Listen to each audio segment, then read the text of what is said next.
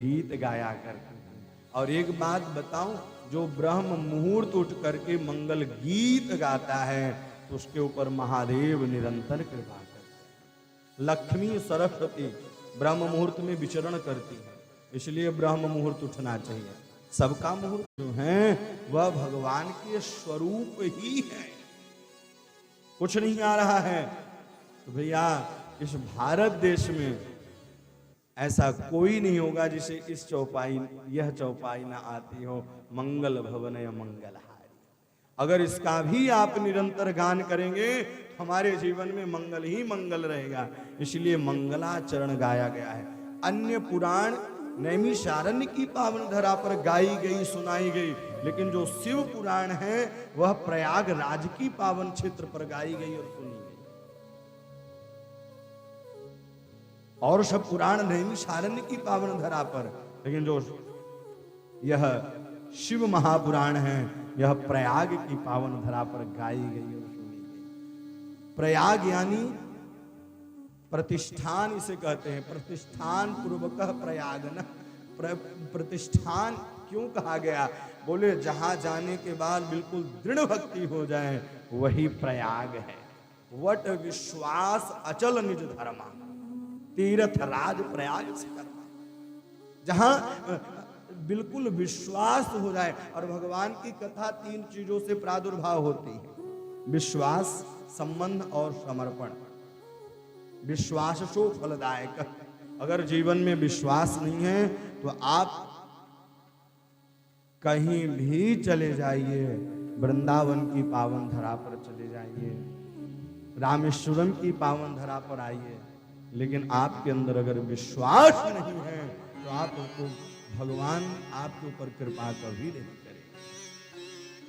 इसलिए विश्वास, फिर संबंध, भगवान के प्रति संबंध रखना चाहिए, भगवान के प्रति समर्पण रखना चाहिए। ये तीनों चीज होना चाहिए। और जब जहां तीनों चीज रहते हैं वहीं देवाधिदेव महादेव कृपा करते हैं। आजकल हम लोग पूजा करते हैं लेकिन विश्वास डगमगा जाता है, और जहां विश्वास डगमगा गया तो भैया वहां फल मिलने वाला नहीं। इसलिए हमारे जीवन में भी मंगलाचरण होना चाहिए। जब हमारे जीवन में मंगलाचरण होगा तो भगवान स्वयं कृपा करेंगे।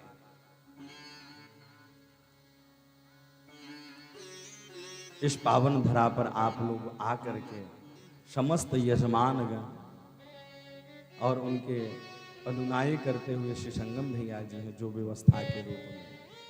और एक बात बताऊं, माध्यम वाला व्यक्ति सबसे बड़ा व्यक्ति होता है। जरा परमात्म देव्य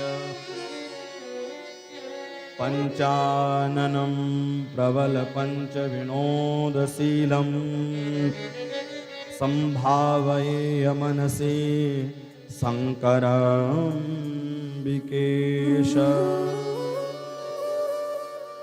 जिसका आदि मध्य और अंत भी मंगल है, ऐसे देवादिदेव महादेव के चरणों में हम और आप प्रणित निवेदन करते हैं।